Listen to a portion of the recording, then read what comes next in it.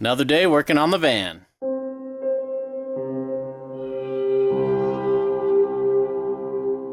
We like to think of Fred as our summer cottage, so we're building our custom summer cottage right now. We're getting close. However, we've decided to rethink the way we did something and redo it. I know.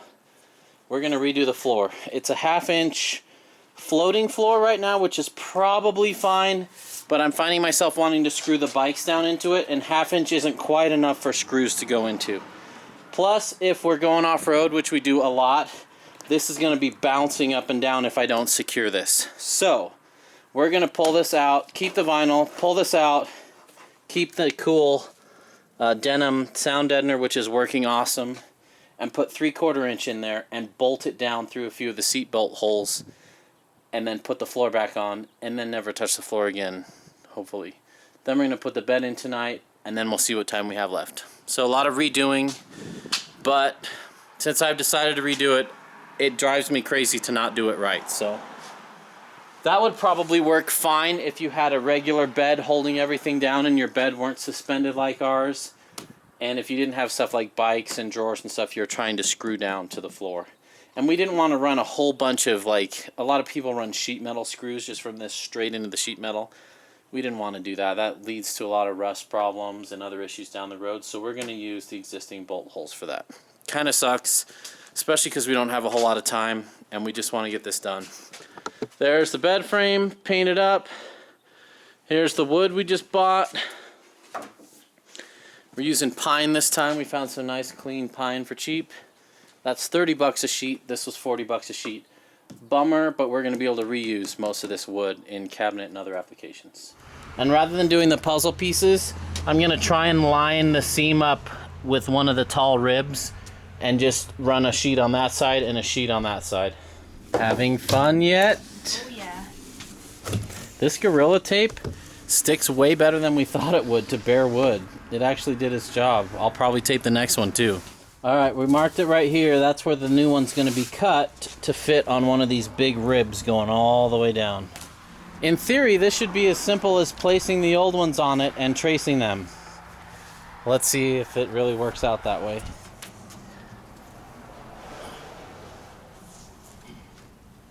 We got our new 3/4 inch floor all traced with the split right on one of those ridges right where we want it. And we are ready to start cutting that out. What are you most excited for when the van build is done? Mountain biking again. I'm excited to not go to sleep with sawdust in my eyes. It's snowing in the mountains right now. In April, almost May. Fender's helping. Huh. He's keeping the boards down and wet with his wet feet. Next step, we are going to drill pilot holes underneath where the seat bolt holes are, where I'm going to bolt these down to suck them down so they're not going to be moving. This is a super tight fit as is.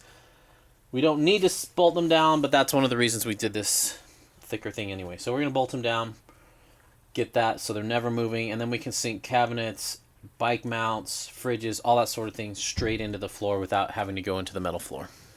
We've got these butt jointed right here. They butt up against each other, that's what that means. And I was going to tape them all down like before, but then I realized I have a pocket screw jig. Now, you're not supposed to screw into the front face of a piece of plywood or 2x4 or anything, but I don't have a choice, and it's going to be way better than tape anyway. So I'm just going to put a few of those in there just to kind of keep it all together, and then all three of these can be one plank. We've got our holes drilled, and we're using these giant M12 by 50 millimeter flush mount Allen screws. Beautiful. Some of these were really tricky to mark. We had to put a bolt in from the top because there was no access from the bottom, paint it, and then lay the wood on it to transfer the mark and drill it that way. So these might be a tiny bit off.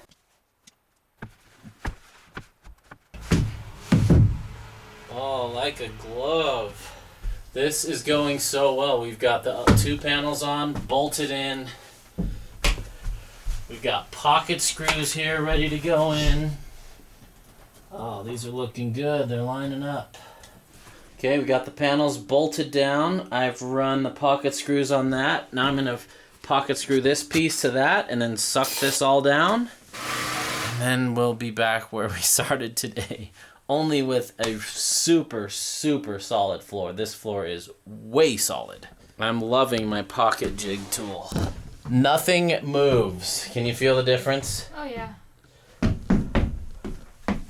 It is so solid. It's all pocket screwed together. Each board has at least 2 bolts bolting it through the body mounts to the ground.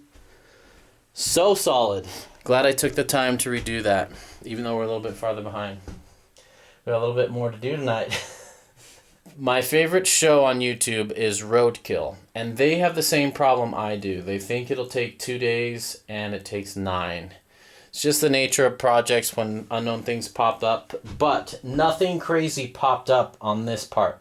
Just made some really good progress. I'm figuring out how to do the nut certs better. When I see it start to sink in, that's when it's squishing, and that's when it's about to strip, and so I can stop before it strips it. This one actually stripped, so I pulled it out and put a new one in. It worked really well.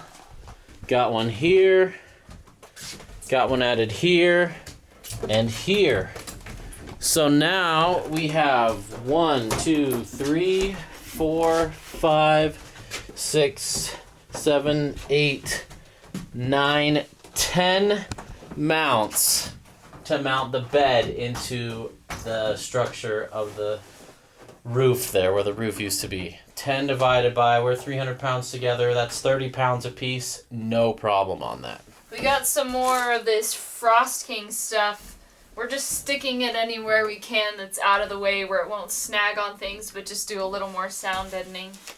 And it does actually make a difference, and it's quite cheap for what it is.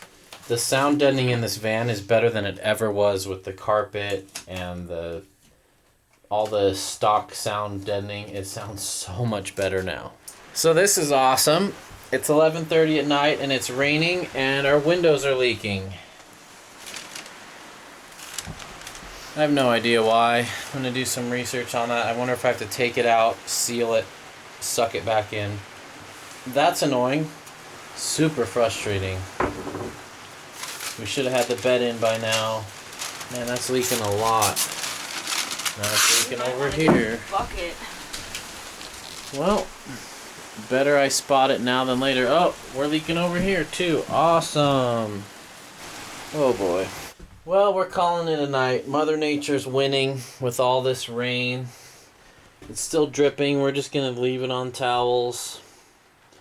So tomorrow the idea is after work, we pull out all these nuts, pull the window off. Hopefully it comes off easily. Reseal it with windshield sealant, urethane, and then suck it back on and it should be sealed. We could also use butyl tape. I'm going to look into that. Need to do that up here too, around this edge. Both of those windows. And those are the windows. Man, I should probably do that one too while I'm at it, just because the bed's going to be in there and it's going to be hard to access those at a later point. Anyway, all part of life. It can't always go smoothly. It never goes smoothly. That's okay. We're staying positive. Trying to leave here in a week and a half. And we have a lot to do on this van still.